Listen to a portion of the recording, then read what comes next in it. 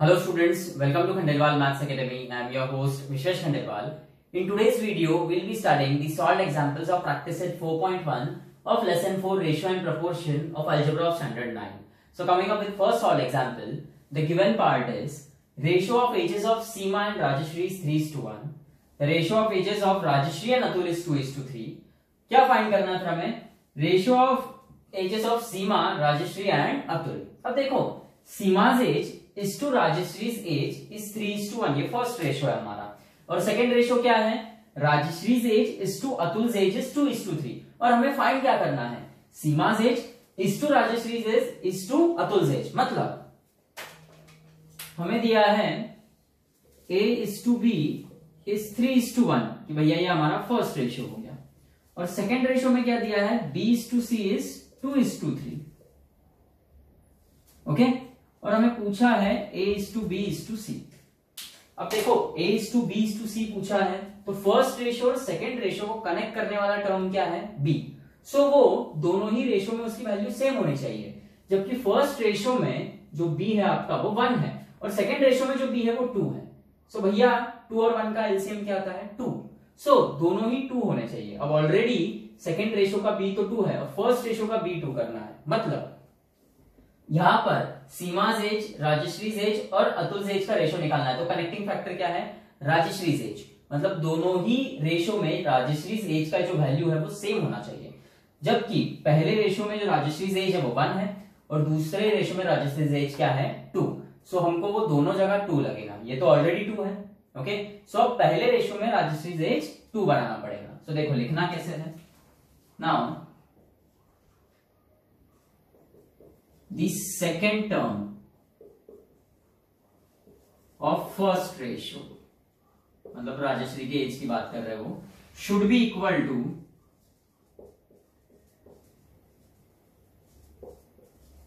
first term of second ratio. LCM of 1 and 2 is 2. Okay, so to get continuous ratio, multiply first ratio या फिर each term of first ratio. अब देखो कैसा है, इस 1 को हमको 2 बनाना है, तो सिर्फ इस 1 को 2 से मल्टीप्लाई करेंगे क्या? नहीं, इस पूरे रेशियो को 2 से मल्टीप्लाई करना पड़ेगा. So multiply each term of first ratio by 2. So therefore Seema's age is to Rajeshri's age क्या हो जाएगा? 6:2. इससे आप फर्स्ट नाम दे दो. ओके. और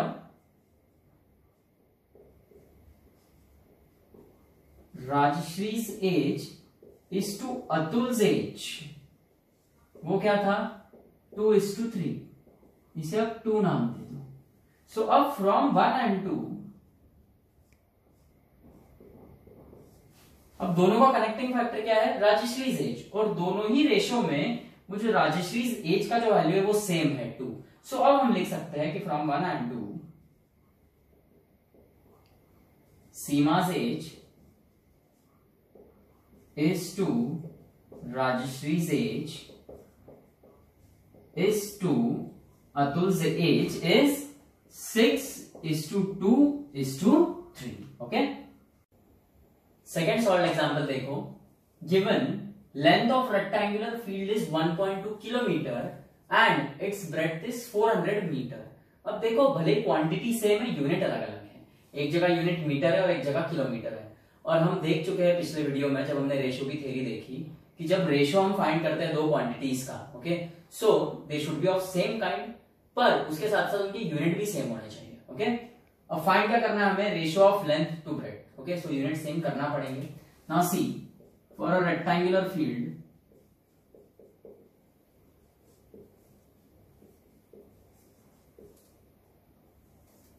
और क्या करना, जो बड़ा यूनिट है ना उसको छोटे में कन्वर्ट करो. बड़ा यूनिट क्या है? किलोमीटर, उसको मीटर में कन्वर्ट करो. For a rectangular field length क्या है आपका 1.2 kilometre, okay, and we know 1 kilometre is 1000 metres, okay. So इस 1.2 किलोमीटर को मीटर में कन्वर्ट करना है, सो मल्टीप्लाई करना पड़ेगा बाय 1000। अब देखो यहां पर 3 जीरो है और पॉइंट के आगे एक डिजिट है, तो ये पॉइंट कैंसिल आउट करना पड़ेगा, वो उसके लिए एक जीरो का यूज होगा। सो ये हो जाएगा फिर 12 इंटू 100, भैया एक जीरो हमने पॉइंट कैंसिलेशन में यूज किया, ओके। सो ये अब हो जाएगा 1200 मीटर। सो लेंथ हो गई मीटर्स में कन्वर्ट, वो है 1200 मीटर, और ब्रेड्थ ऑलरेडी मीटर में थी 400 metres. Now ratio of length to breadth,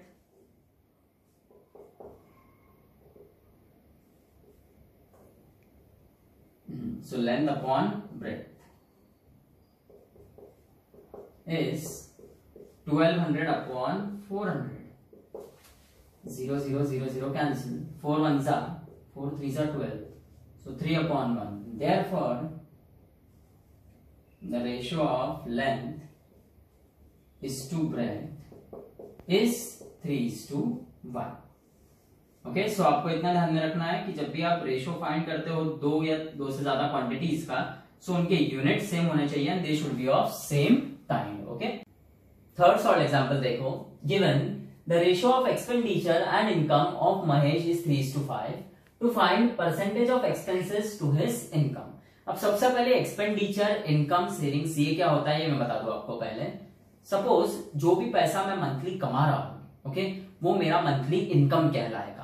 अब इस इनकम के दो पार्ट होते हैं, जो मैं खर्च करूंगा वो कहलाएगा एक्सपेंसेस या एक्सपेंडिचर, और जो पैसा बच जाएगा that is called as savings, okay. So पैसा कमाना इज इनकम, ओके, खर्च हुआ यानी एक्सपेंडिचर, और जो बच गया वो सेविंग्स। अब कमिंग टू दिस सम, क्या बोला है इन्होंने, ratio of expenditure and income of Mahesh is 3:5, मतलब Mahesh expenditure is to Mahesh's savings is 3:5।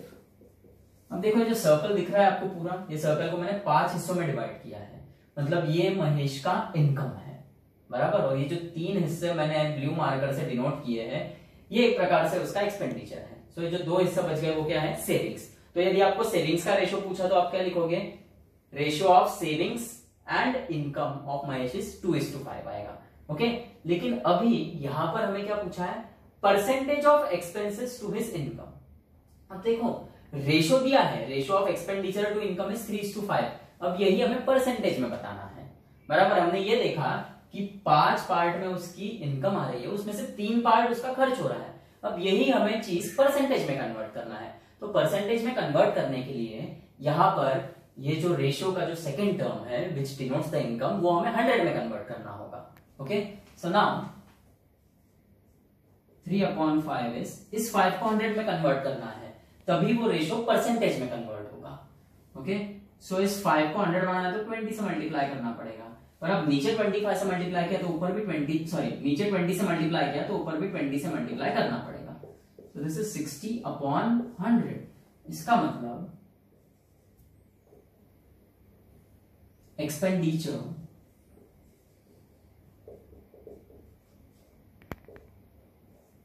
upon income is 60/100 which is 60%। इसका मतलब महेश spends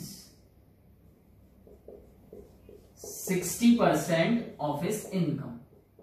अब ऑब्वियसली जो इनकम आएगी वो 100% मानी जाएगी, उसमें से वो 60% खर्च कर रहा है, बराबर है। और अगर रेशो की भाषा में बात करा जाए तो 5 हिस्से जो है उसमें से 3 हिस्से वो खर्च कर। फोर्थ सॉल्व एग्जांपल देखो, the ratio of number of mango trees to chikoo trees is 2:3। If 5 more trees of each type are planted, the ratio becomes 5:7. Find number of mango and chiku trees. So here mango trees is to chikoo trees, इनका initial ratio क्या है 2:3। ये ratio है ना, इसका ये मतलब नहीं कि मैंगो के 2 पेड़ है और चीकू के 3 पेड़ है, वो रेशो है उनका, ओके। अब देखो जब भी आपको रेशो दिया रहेगा और आपको एक्यूरेट एग्जैक्ट वैल्यू चाहिए तो क्या करो, उस रेशो को एक कॉमन फैक्टर से मल्टीप्लाई कर दो। मतलब let x be their common factor या मल्टीपल। सो अब मैंगो ट्रीज क्या हो जाएंगे, एग्जैक्टली 2x, और चीकू ट्रीज कितने हो जाएंगे 3x। ये हम स्टैंडर्ड 8 में भी देख चुके हैं कि कोई रेशो दिया रहा तो उसको एक कॉमन फैक्टर से मल्टीप्लाई करते हैं हम, तो हमें एग्जैक्ट वैल्यू मिलती है ऑफ द गिवन क्वांटिटीज। अब इन्होंने क्या बोला है, if 5 more trees of each type are planted the ratio becomes 5:7। अब देखो ओरिजिनली कितने पेड़ है मैंगो के 2x और चीकू के 3x। अब इन दोनों में अगर 5-5 ट्रीज बढ़ा दिए तो रेशियो हो जाएगा 5:7। मतलब देयरफॉर बाय गिवन कंडीशन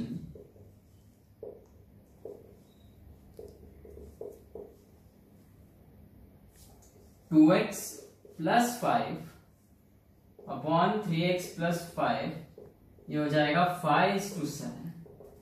7 ये साइड मल्टीप्लाई होगा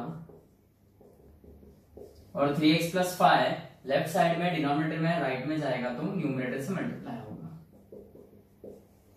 7 into 2 14 और ये x plus 7 5 35 is equal to 5 3 15x plus 5 5 25।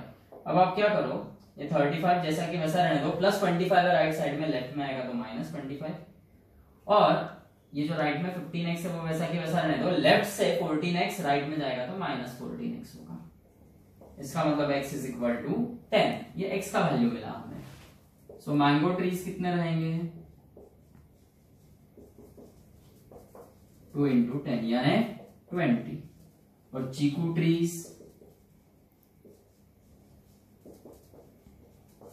3x 3 into 10 यानी 30। सो फाइनल आंसर लिखना है आपको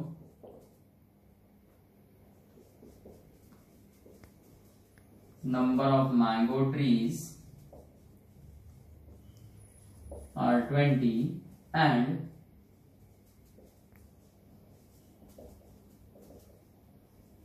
number of chiku trees are 30। okay, fifth solved example देखो, given the ratio of two numbers is 5:7। दो numbers का रेशियो दिया है यहां पे,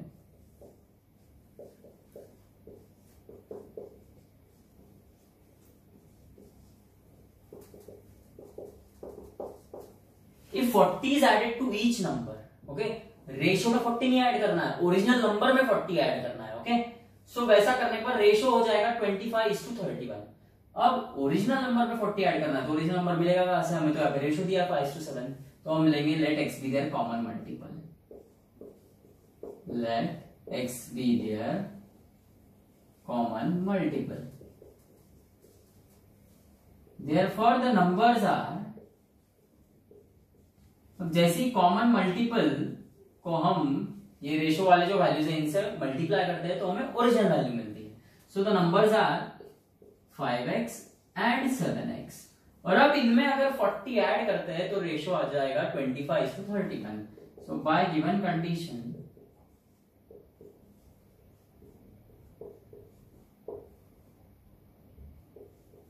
(5x plus 40) upon 7x plus 40 is 25/31।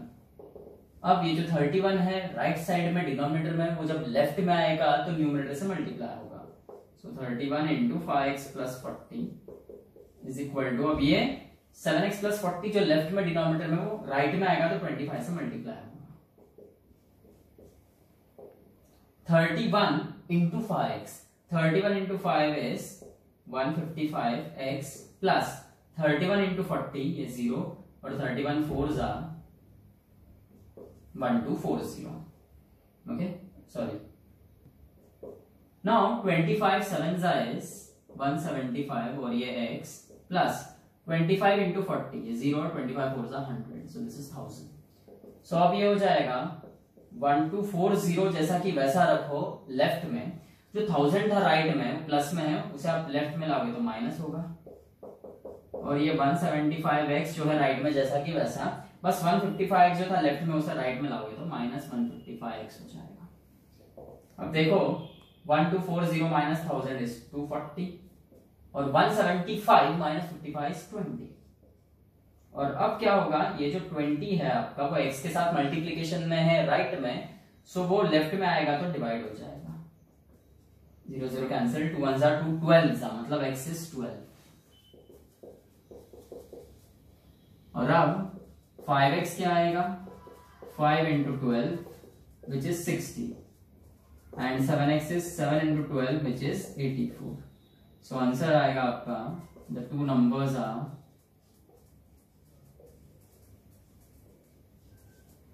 60 and 84। okay।